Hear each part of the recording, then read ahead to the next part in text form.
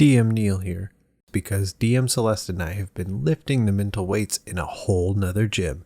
And if you go check the show notes right now, you can check out the preview page for the Kickstarter that Celeste and I will be launching on March 10th.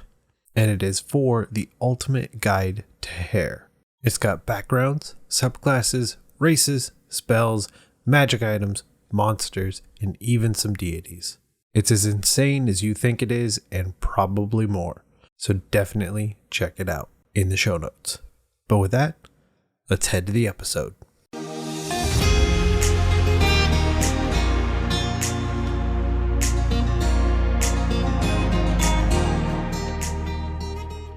Well, welcome back, Blockheads, to another episode of the Dungeon Master's Block, the place where we come to talk about the Dungeon Master, the most important person in the game, the only person capable of playing God, killing characters, and lowering the egos of all of the players at your table.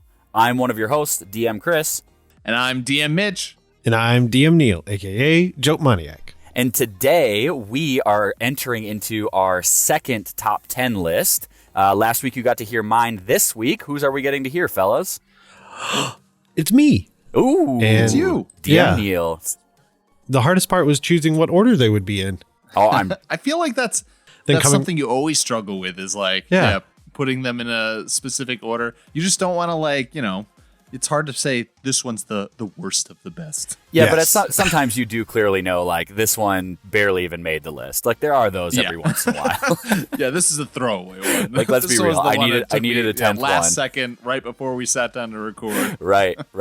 So, anyways, before we get into that, Neal, we're really excited for your top 10s, as I'm sure the listeners are. We have a podcast review that comes to you from Apple Podcasts. Yeah, this one comes in from Big Cheeseburger and is entitled, "Thank you for making this show." 5 stars. This show has fun personalities, good content, amazing tips, and an excellent format. I am looking forward to shows from the Mithril Paradise. Little shout out to DM Nastics there. I listen to the show while I work out. So in other words, I lift weights while I lift weights. Thank you for the help with my heavy lifting, and with your help, I am not sure if I lift more with my mind or my body now. Keep up the good work, and I will keep stealing your ideas for my weekly game. Well, clearly this is a huge fan of DMnastics. Clearly, so, yes. I mean, it's a good point to also throw out there that, again, with DMnastics on its own feed, head on over to that feed and give DMnastics all the 5-star reviews that you can, because we want to give DMnastics some fantastic reviews and bump up their visibility on Apple Podcasts and all the podcast apps out there. So do that for Neal, do that for Celeste, do that for the Block Party. Yeah, and you're going to get a little taste of some of DM Neal's heavy lifting as we head to the meet. Yes. Oh my gosh, so much heavy lifting. I'm starving. We ain't had nothing but maggoty bread for 3 stinking days. Why can't we have some meat? The flightened meat's back on the menu, boys. So as Chris said in the introduction, today we're continuing on with our top 10s episodes, and I'm really excited because Neal, aka Joke Maniac, is here to share his top 10s with us right here, right now. So Neal, we're going to do this in ascending order. So why don't you start us off? What is your number 10 idea? Okay. It's terrible, but... See, like I said, you always have the one throwaway. Yeah. Well, I feel like this one's really difficult to implement, but basically I saw, as I was digging around to come up with ideas, I saw the crawling hand. So I came up with the idea of moving limbs.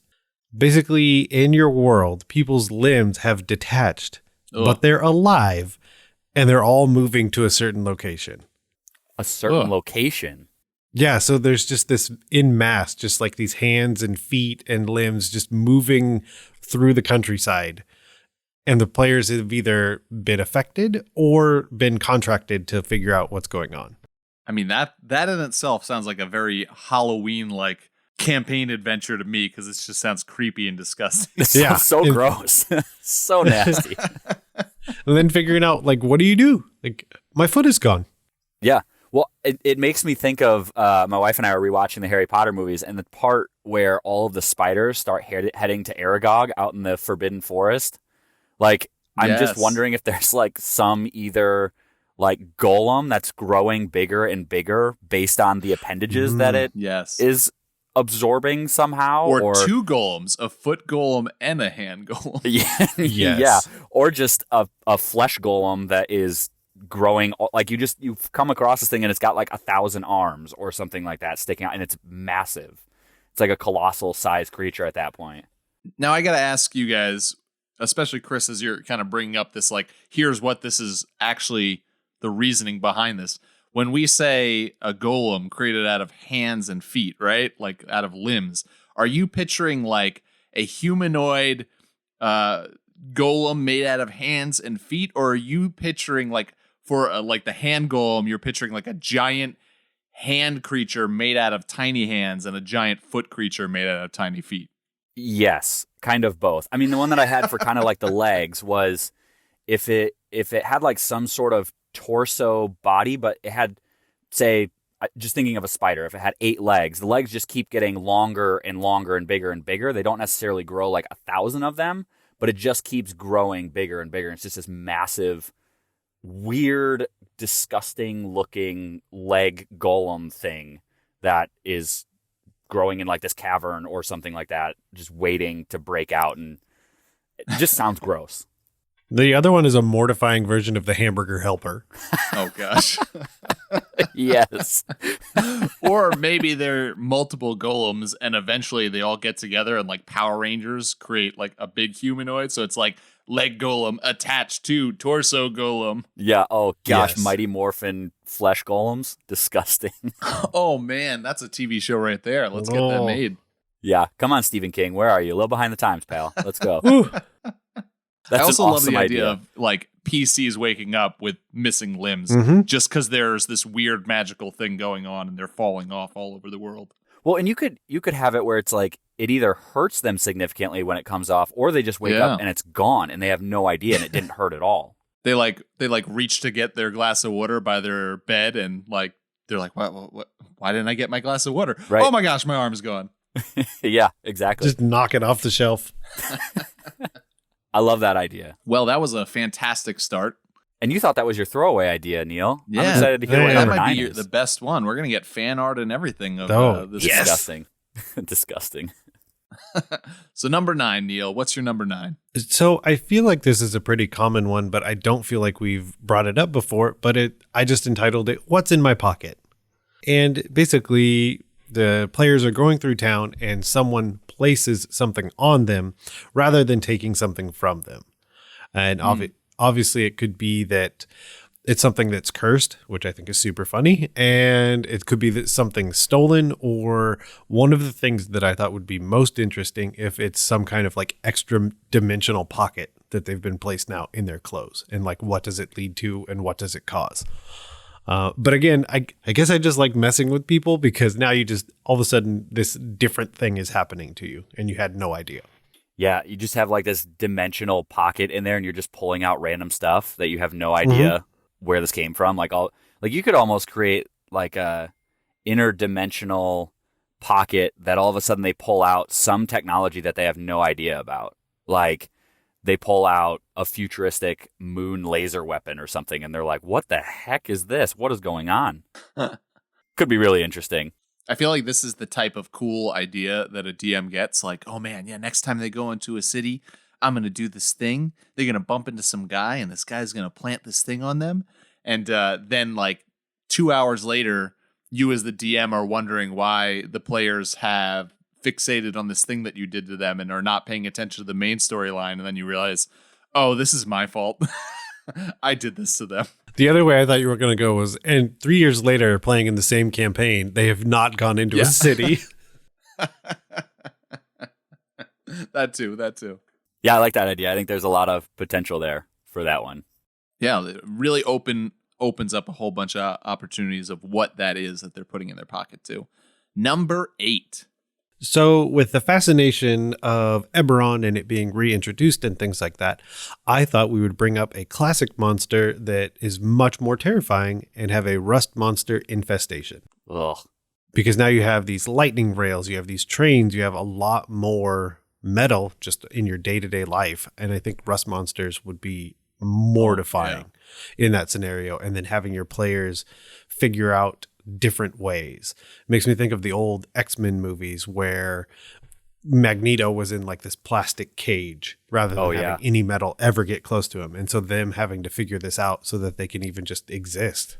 Well, yeah, I mean, you just think about how that would throw off everything pretty much any civilization does and how versatile metal is and how they would have to, like, maybe you're on an exploration campaign that's going out into this new uncharted territory because the rust monsters have come and started destroying things, because you've heard of some material that's malleable and strong but not made out of metal that they can't destroy. Like, it might just be a legend, but you guys are sent out on an adventure and you face all these weird things, or you have to go to a different plane of existence to try and find something and bring it back, or bring all the people off of the world that you're on because the rust monsters have taken over so much that there's nothing you can do about it anymore. That's such a cool idea. I love the fact that like all you did was pretty much take one monster out of the monster manual and like asked a simple question and put it in a different setting. Because now I'm thinking of like every zombie movie that I've seen where it's just like hordes of zombies coming at you, but you just replace those zombies with rust monsters. And in this world, it's like the same-ish effect. And now you've got cities that are building up big wooden walls around their cities to keep the rust monsters out. Oh, man. And then you can even mess around with like making various types of rust monsters. Is there a rust monster queen that is like a gargantuan rust monster that if that thing comes towards your city, it's like, oh my God, like the Tarrasque of rust monsters. That'd be so scary. Yeah, and how mortifying is the idea right now? So you have this wall, it's wooden, it's let's say 10, 12 feet high. It stops the rust monsters.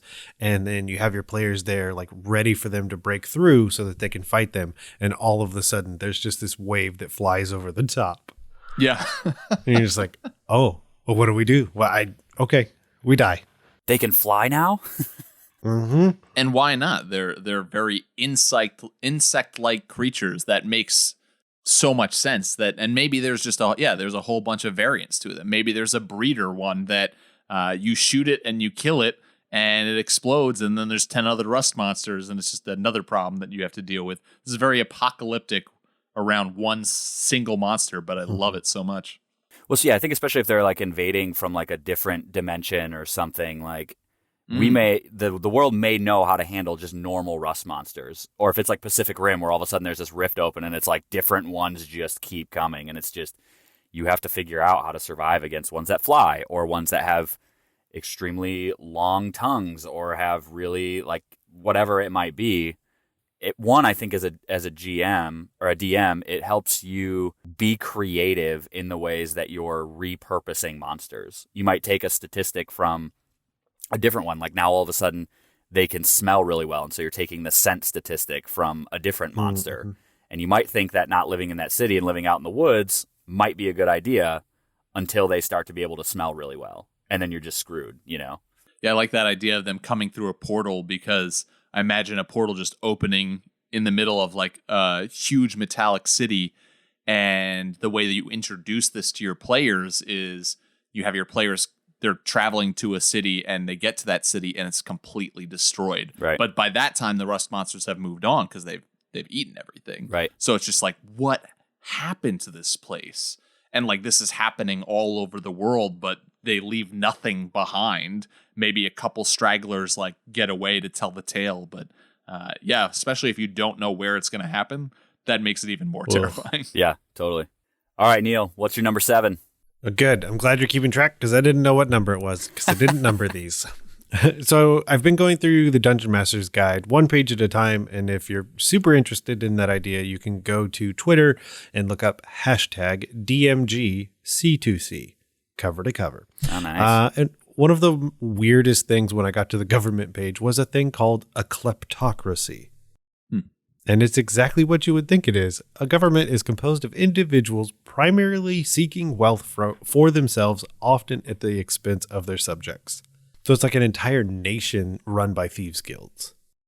And Or the other thing that I thought of was pirates, but I wouldn't want to do that because I feel like that's too close to something we're very familiar with. Right. But I would make basically a land where no one comes from there, but everyone that basically will go there at some point or another. And the player's goal is to like break this status quo because they're getting too powerful. And so do they infiltrate? Do they just like strong arm and try and take things over? But the idea of like breaking this nation ran by thieves guilds. I love that. That's I've thought about like what about a nation being run by like a mage guild before, nations run by paladins. I've never thought about a nation run by thieves, by rogues, and like that idea of how do they keep people in check, and you use the word strong arm, but to me I envision like if you're a rebel, if you start speaking out against the ruling power, that you just disappear. You go missing. Like you better stay out in public, and you better not like ever go to sleep, because if you do, you're gonna just go missing forever. Yeah, what intrigues me about this is like I think my mind immediately went to, well, it'd just be complete anarchy all the time. Like how would you create people to stop? But I imagine there's like the kleptocracy, like they almost have like a code of conduct sort of thing. Like we'll steal from people. We'll do whatever we can to gain money. We're thieves guilds that are trying to vie for the top power, but we won't kill each other, or we won't go after the headmaster of the thieves guilds, but we can go after each, whatever that thieves guild rule book would be, can give you some real interesting plot hooks if you're all of a sudden coming in and like somebody steals from you, but they don't hurt you in any way, or they don't kill you, or whatever the rules might be, and trying to figure those out, how the system works within there and how they can dismantle it from the outside, kind of working their way into that city. That'd be really intriguing to me. I guess the other option is to have it be a secretive ruling group too, that is like behind the scenes as the puppet masters. And so you have a normal type of government on the surface, but everyone who's actually in power is part of this thieves guild and is moving the nation in directions that benefit them. And they explain away the fact that they lose all these finances in a different way, or certain catastrophes that happen in a different way, but it's actually people being assassinated, people having their goods stolen from them, corruption in the system. Yeah. I think the other thing that would help them rise to power is the idea of would be knowledge. They have all these ideas and things that they've basically stolen. And that would be the other way, is that they just actually stole things. And so people come to this nation and basically give them power because this place has what they want. And then just kind of being like, okay, well, I'll give you that, you have to give me this. And then over time, it's just this enormous thing where now it just functions in the world and people don't know how to get out from under it. I think you open it up too with this to be like, what side are you on in this campaign? Are you trying to like figure out and overthrow this Thieves Guild ruling nation? Or are you part of this group? Or is the adventure like going out and making this guild succeed? Yeah, I mean, I think about like, is there like a middle between being somebody who steals for their own gain and stealing for like almost like a Robin Hood character? Is there somewhere in the middle where they'll steal from the bad guys, but they won't give it to the good guys? They'll just hoard it. And so you have like these secret lost arts that mages are coming to this group for, because they're not just going to give it to them, but they also don't want the bad guys to have it at the same time. Like that could be really interesting if there's like knowledge, like what Neal was saying, kind of about knowledge or lost arcane arts or druidic secrets or whatever it might be that they have. Nobody else can get it, and they're not just going to give it away for somebody for the greater good at the same time.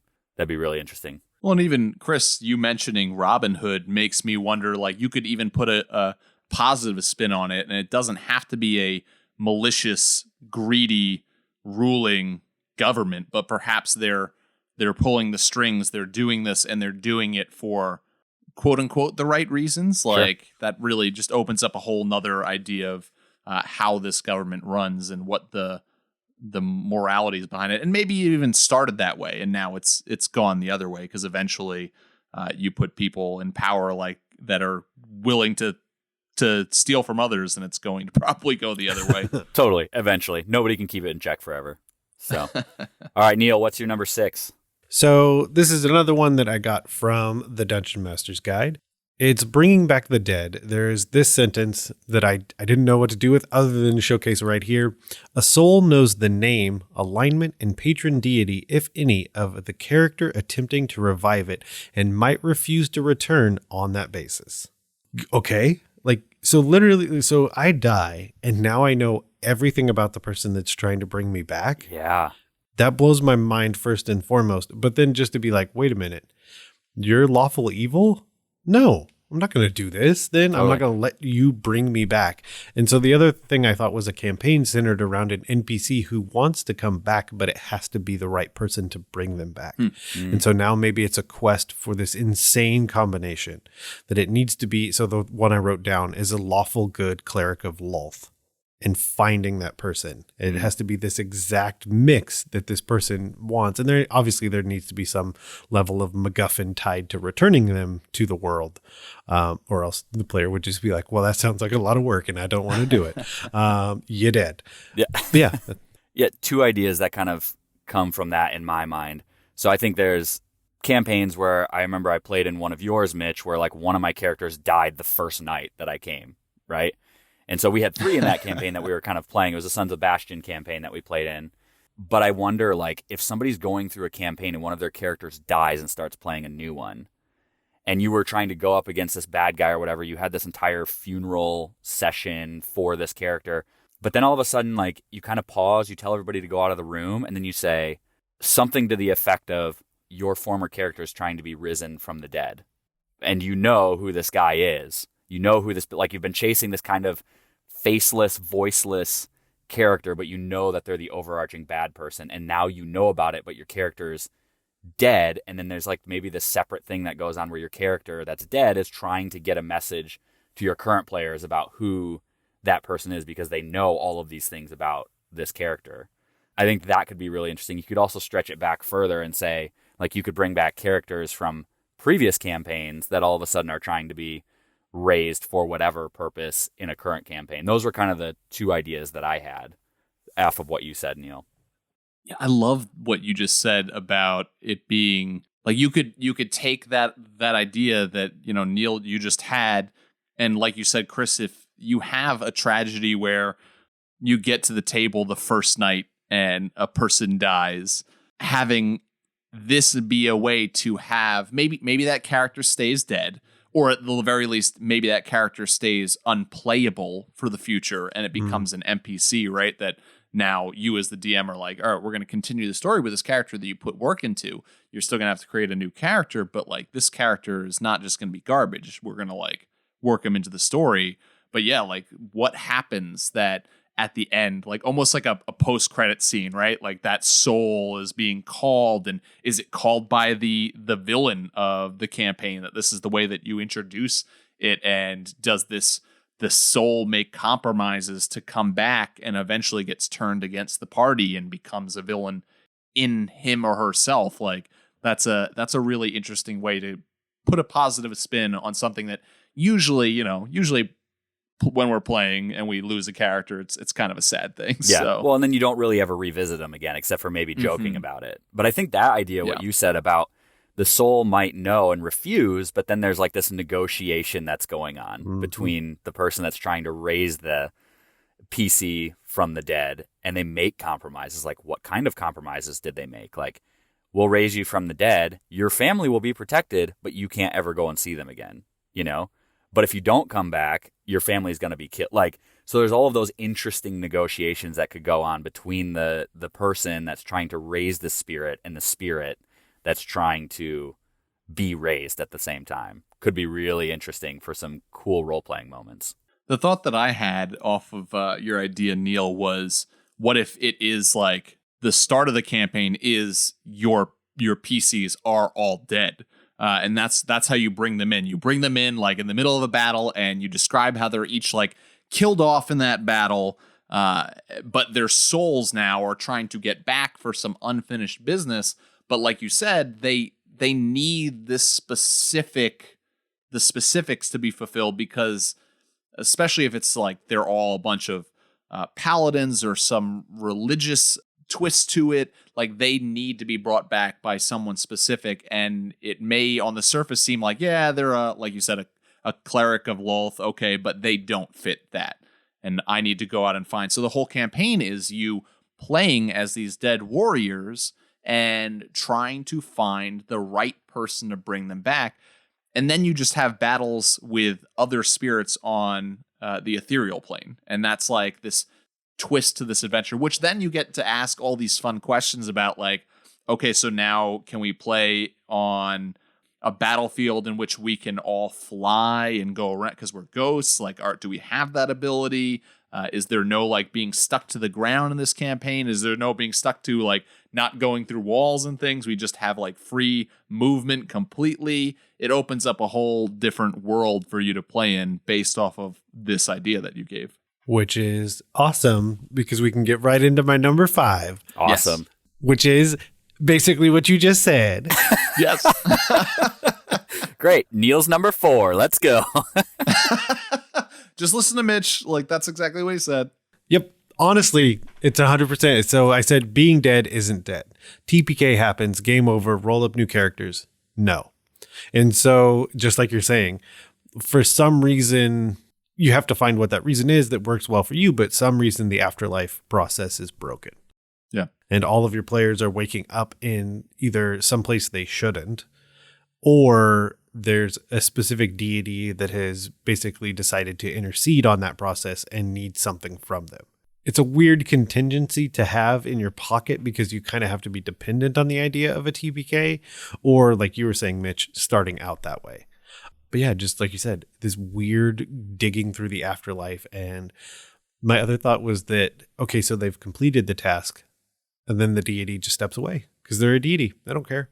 So now the rest of the campaign is them figuring out how to get out and back to being alive. Oh yeah, they're just stuck there. That's interesting. Yeah, I feel like it's the trope that you hear a lot is player character dies, and so adventurers go on a adventure to bring them back from the death, right? And sometimes that's just searching for means of resurrection, and sometimes that's going into whatever afterlife underworld there is in your world or the setting that you're playing in. But this idea of starting off with the deaths of the PCs and that being the campaign of from death to life, let's get back to life. And does it continue on from there once you get out, or once you get to life, is that the end goal? And then it's like fade to black, that campaign's over. But it certainly is an interesting thing. And really, yeah, it allows you to explore parts, if you are playing in a homebrew world, that normally your players are not getting to explore, like the afterlife and what worlds there are beyond this mortal life. Yeah, and I think too, like I think about like how do you flex some DM muscles and grow a little bit too? Like that might be the opportunity where it's like, I've never even thought about doing the afterlife. It's kind of weird because I know how this world works. I don't really want to venture into it. Like this could be a real cool opportunity to just say, go for it. Like there's no wrong way to play the afterlife. You can make it up on the fly, or you can put a whole bunch of time and energy and effort to put it in there, and it helps you create your world a little bit more. I think it's a cool opportunity to be able to do that. Exactly. All right, Neal, number 4. Let's do this. I entitled it Magical Mishaps. So it's kind of like with the Rust Monster idea, taking some form of magic, even maybe an individual spell, and just turning it all the way up and basically breaking it inside your campaign. So the few that I thought was also potentially taking entire schools, like divination. Now everyone in the world is either seeing things they shouldn't, seeing things they don't want to, over investing in the idea and just like abusing it. The other fun one is teleportation is broken, and your players just kind of Groundhog Day wake up in random places. But just finding some part of magic in D&D that speaks to you, turning it all the way up, breaking it in half, and then kind of going out from there of like, what does that mean for a world when you do that? I think about like maybe like the sunrise is when magic does something really weird for that day for wherever it is. So you could almost take like the wild spells from the sorcerer, like the wild surge table, and just roll one. And that happens all over the place. Like one day everybody might wake up with feather beards. You have no idea why that's happening or why magic is breaking that way. One day they might wake up and there's rubies all over the place. One day they might wake up and there's fireballs exploding all over the place. You just never know because the world is completely broken. Magic has broken in this world, and that's the consequence of it. Every sunrise, something crazy happens. Could be good, could be really bad, could be funny, could be tragic. All at the same time. It could be really bad. And I feel like if the campaign idea is to figure out this mystery and fix it, that is the thing that is the motivation of no, we don't have time. Like, okay, we all like, check it out. We all woke up with these feather beards today, but tomorrow it might be those fireballs. And like, that's destruction of our world. We need to figure this out before the morning comes and we're all dead without even realizing what happened. And the idea of what happened or who it happens to. So if it is people that have an affinity to magic, and then what does your world do as preventative measures? I mean, obviously it gets into some dark storylines depending on how you and your players want to approach that. I wonder too about like the cause, like what caused this? What made this happen? Was magic overused? Like, was the well of magic just like pushed to the breaking point? And it broke. Like wizards and sorcerers have like just become such a normal thing in your world, and they use magic for pretty much anything. Like to the point where it's like some guy's like, oh, here, let me light the torch. And they're just like, nah, like lights in the air. I'm good. Like you could have lit that torch, but I just like showing off. I have this ability, and people just use it so flippantly that eventually the parameters of magic are just broken, and this happens to the world. Yep, the floodgates have opened. We've done this to ourselves. Yeah. Ugh. Well, I think that's the interesting part too, of like magic is broken because we've done it to ourselves, is a really interesting consequence. So like maybe there was a rule book of like, you really should only cast 3 spells a day, but because people are now becoming more powerful and abusing that, like other people have to try and keep them in check by also using more magic in order to, and it just keeps spiraling out of control.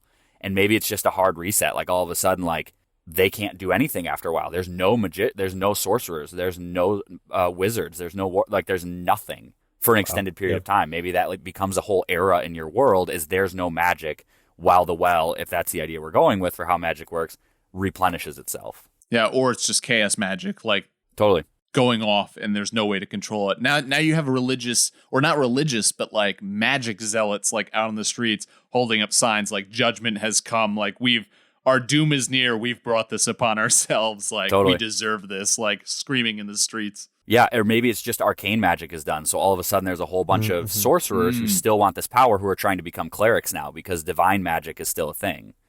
You know, like that could be really interesting. And what would, if the wizards and the sorcerers are the ones who did this, imagine how the world and society would look at those, like the people who were wizards and sorcerers, and look down at like the change in thought towards them. And they could go to the temple and they'd be like, no, get out of here.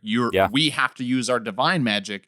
We have to call upon the gods because your chaos magic has brought us to the brink of extinction. Ooh, so then they get turned away and everybody starts selling their souls to patrons to become warlocks. Ooh. And then you have this crazy Chris, that was the plan all along. Warlock war going on. Yeah, this is a world that like breathes magic and can't stop breathing magic. Right. Like they're pushing themselves further and further. Right. Neal, you said that this brings us into number 2. No. I said that was the plan all along, was to get it would be a patron that wants to get more patronage, so they broke magic, or the idea that it's an evil deity, and they broke arcane magic, and it's so the trickster god who did this. Yeah. No, number 3 is just, again, going to be something where people wake up and they don't like what they find. So I entitled number 3, A Decade Without Shadow. So again, I'm just digging around through D&D books and I come across the shadow as a monster. And one of the things that happens with the shadow is basically if it kills you, your shadow separates and becomes another undead entity. And if for any reason you are resurrected, that shadow tries to kill you. So my idea was that everyone wakes up and there are no shadows. And while disconcerting, like nobody knows why. So then maybe it's not a big deal until the rumor comes around of like what is going to happen next. Is that eventually they're going to come back, and each shadow is going to go and try and kill the person it came from. Oh gosh. And so they're having a big shadow meeting somewhere. Somewhere. And so the players are tasked with preparing. Thinking about it more, I would want to give some kind of time frame because that's kind of the structure of the campaign. Maybe there are some omen or some vision, and it's 10 years from now. And so everyone's preparing. And then you get into the idea of the nuance of like, no, that's obviously a lie. We just don't have shadows now. Because 10 years after, or 7, 8 years after, there's got to be a huge group of people who just think it's a lie. Yeah. I have a idea. Well, I have an aesthetic question for you, Neal, and then I have a small idea off of that. My aesthetic question is, when you say there are no shadows, like, and you're describing this to your players and you're running this game, is it that there are literally no shadows, or there's no shadows for people? Like if I lift up a plate, you just see the circle shadow of the plate, but there's like, it looks like it's floating. Yeah, that's how you describe it. Yep. So my small idea that I had off of this would be like somewhere down the path of this campaign, you're a couple sessions in. I got nothing more than this little drop right here, but what if you walk past somebody on the road and you notice that person has a shadow? Like, how much is your group going to freak out? What are they going to do with or to that person? Like, they're going to need answers. The person may or may not know the answer behind why he or she has a shadow, but it's going to be such a like small little thing like, oh, roll a perception check. That person has a shadow. Freak out. What are we going to do? Capture him, speak to him. I just would love to see the player's reaction to that. Yep. I think it's a great way to keep it going because there's 2 avenues of preparing, and one is for the attack and one is for a solution. Well, I think there's this idea that I have rolling around in my head where like an entire world would just kind of get flipped on its side. So like the daytime, so imagine obviously light casts shadows. So the daytime is when the shadows are actually active because there's light to give them life. Like they can actually be seen. They can actually do things. Nobody has shadows still, but when you see a shadow, that's like freak out moment. You run away. So everybody stops being active during the day. They're inside, lights out, no like fires, no nothing during the day. They just try to live without light as much as possible. They're building big domes over their cities so no light can get through. But at night, when there is no light on cloudy nights, that's when they try to go out and figure out why shadows are starting to take over, trying to get to the bottom of it, And the shadows are the ones that are trying to create light or sustain light. So they're trying to infiltrate those cities and create light in some way. So it becomes almost like a portal for them to enter in through open flame or something. That could be a really interesting idea to kind of turn this idea on its head a little bit. And that's an interesting question as a DM that you've got to ask yourself, because Chris, you went in the exact opposite way that I would have thought about it in, because to me, I would think about it in like, if it's nighttime, it's more scary because the shadows could be moving around, coming to get you, and you wouldn't know it because they'd be hidden within more shadows. Right. But in your process of thinking, you're saying like, no, they need that light to be able to even light feeds be them. there. Maybe if in, they're more powerful when they have more light. Yeah, maybe like at nighttime, because there's more darkness and more shadow, they lose their power. They're still there, but they're not able to, like, they're not going to be able to kill you.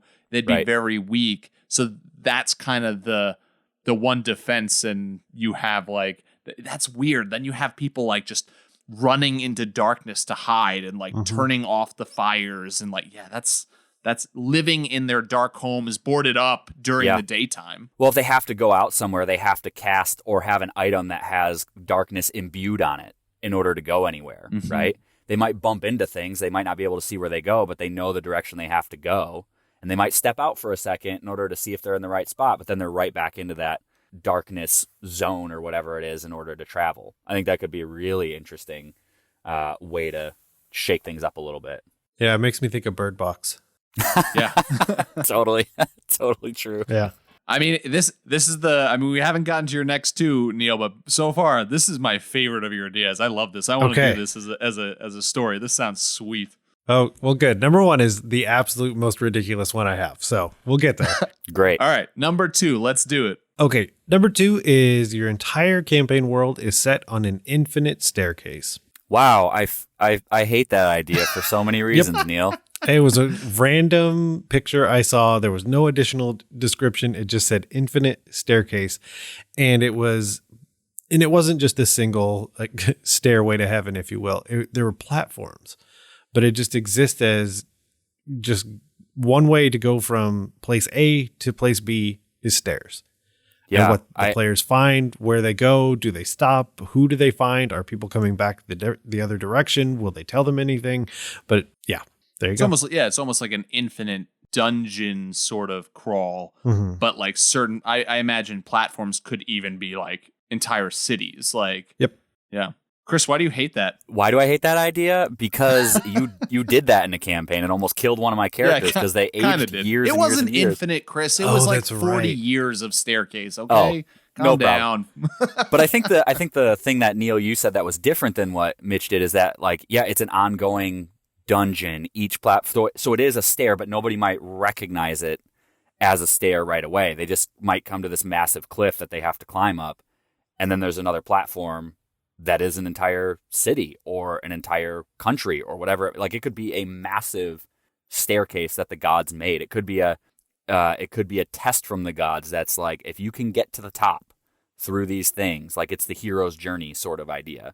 Like starts out easy, but as you go up and up and up, it might get harder and harder and harder to keep going, or the climb might get longer, or the test might get harder. Like I like that idea of each step being a test or a platform that's very different from the other one. And nobody really knows why it's this way. It just is. And 2 thoughts off of that. Like, one, what happens when you are 50 years into this journey and you get to a point and the staircase is broken? Like, there's a like gap that you can't cross. But then also with that idea of like the gods have tasked this, whether this is something the gods have literally said to your PCs or to mankind or elfkind or allkind, whatever it is, whether it's something the gods have actually said, or if this is a belief that has been created out of this must be from the gods and it must be a test. Again, I would throw it back to like the fact that Neal said infinite staircase. Mm-hmm. So is this a lie, whether the gods said this or not? And this staircase goes on forever and ever. There is no end to it. And then kind of working off of that, does that mean that there's a different test? That the test is not to reach the top, but there's something else that like you have to figure out on that journey. Yeah. Or are there people that have like tried this and have made it to a various level of step? And so like you get to this part and can't figure out what you're supposed to do next, but you might think that there's somebody who's been here longer, but just isn't able to physically do whatever test or quest there was on this platform. So you're seeking them out, and they might be the crazed lunatic of this town because everybody was kind of born here. They just accept it for what it is after a while. They don't know that this is a test. And there's this one guy that's like, this is all a test. Like, you need to come and do this thing in order to move on to the next thing. And he's just kind of seen as the town outcast in this area. And how many of those people do you run into along the way that tried to start this test but couldn't make it past and now are just stuck there on this platform? Yeah. Or a legend of a warrior long ago who has never been seen again, but for some reason the legends tell that he or she made their way and finished this test. Totally. Yeah. Boom. It's time. The crazy one. Let's do it. You're number 1. So this is up to you. I, on a personal level, would say your number 1 is up to me. No. I would say that this should be a one shot, but you may love this idea so much that it is every campaign that you ever run. Wow. And I entitled it, no, please don't. I entitled it Dungeon Wars. Okay. So basically you step into a hallway and there's just these rooms and it's basically just storage wars in a dungeon. And you're, as a group, bidding on whether or not you can go into a room and fight it. And you would have skill checks to see what you see or don't see in the room to assess whether or not it's there. You could have like these literally just watch Storage Wars.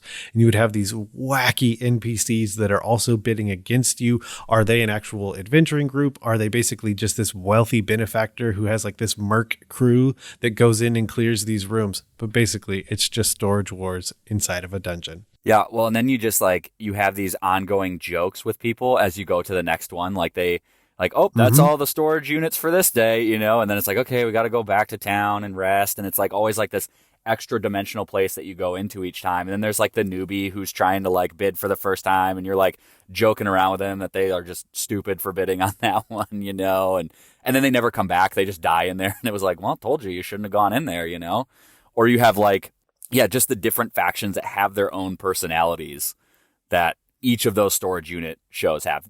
Really, you're not watching the story. You're watching the storage unit for the haul at the end, but you're also watching it for the personalities. Mm-hmm. So it could be really interesting to see who keeps showing up time after time after time to this place. And literally every module you've ever looked at just becomes source material for the idea. Totally. Every room and every module, adventure, whatever, it can be placed in here because it depends on what level of magic you're using. Because the way I envision it is it literally is just this long hall with these doors, and maybe there's some amount of teleportation magic or something like that. But anything could be on the other side. All right. I'm just going to full embrace this and say that it's not just the dungeon delving groups that are bidding for the ability to go into the next room. But behind all of them is a couple of wizards with crystal balls that are magic and are broadcasting what's happening out to the rest of the world. Yes. In the middle of cities onto these big screens. And so you have moments where you're about to go into the room and a wizard's like, hold on. I'm going to go in and look and check. And you have these theories going on that these wizards are staging some things, that dungeon room wasn't actually that great, that it was just a couple of rats. And I think that golem came out of nowhere. I don't think that was quite there in that first place. Yeah. That's my favorite thing is you failed and you're like, oh, I can see something very obvious, a very obvious large magical item, but it doesn't look like there's anything else in there. So then I envision I would definitely want someone else to take this, not your players, but someone goes in there and then just this dark mantle drops from the ceiling and murders them.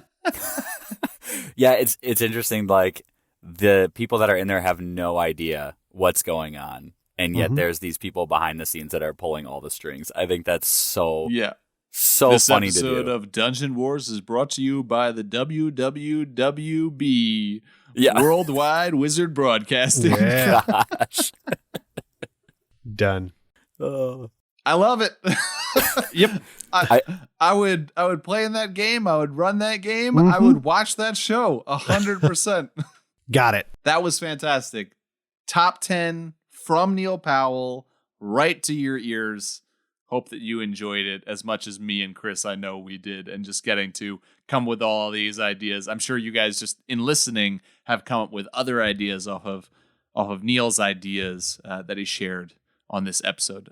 Chris, if our listeners did get some cool ideas off of this episode and off of Neal's ideas, or if they maybe just have a top 10 that they want to share with us, where could they reach us at? You can email us at dungeonmasterblock@gmail.com. That would be a great place for you to send us all of either how you've played these out after listening to this, or how you're thinking about doing it, or sending your own top 10 like you said, Mitch. And if you loved this episode or any of the other ones and you see fit, head over to your podcatcher of choice and leave us a podcast review and we'll read it on air. If you like our show and you want updates, the places that you should go to are our Twitter at DMS_block, that's at DMsBlock, or our Facebook page and like our Facebook page.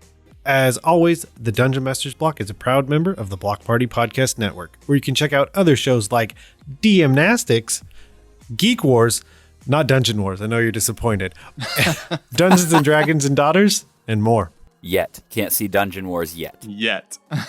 Neal's going to get on that. He doesn't have a lot on his plate. Nope. Well, that's it for this episode of the Dungeon Masters Block. the place where we come to talk about the Dungeon Master, the most important person in the game, the only person capable of playing God, Killing characters, and lowering the ego of everyone else at the table. I'm one of your hosts, DM Mitch, reminding you to keep on dungeon mastering. and tune in to the WWWB sometime in the near future. I'm DM Neal. Good night and good luck. But it's weird now because I don't want to say good night. It's Chris's problem. Good night.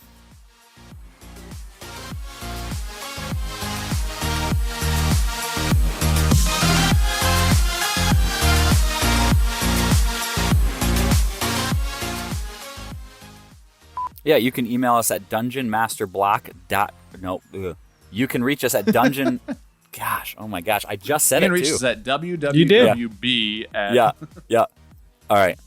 You can reach us at the dungeon. No, not the. Keep the out. I'm getting there, Neal. Don't shake your Some head at good me. bloopers. He's back. He's rusty, but he's back. Lowering all the eagles. I'm shaking the rust monsters off me. Yeah. You can reach us at the dungeon. Nope. It keeps working its way in. Oh.